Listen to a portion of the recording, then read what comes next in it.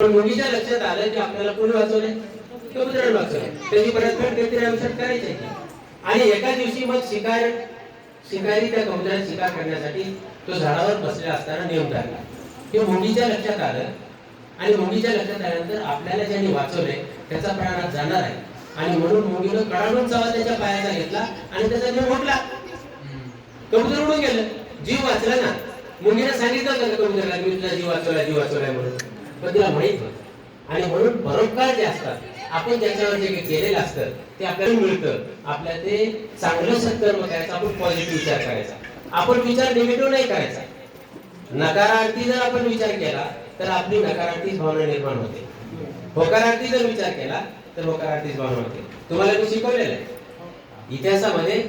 ज्यावेळी 44 ला दुसरं महायुद्ध सुरू झालं त्या दुसऱ्या महायुद्धामध्ये हिटलर पहिल्या महायुद्धामध्ये जिंकलेलंच होतं त्याचं.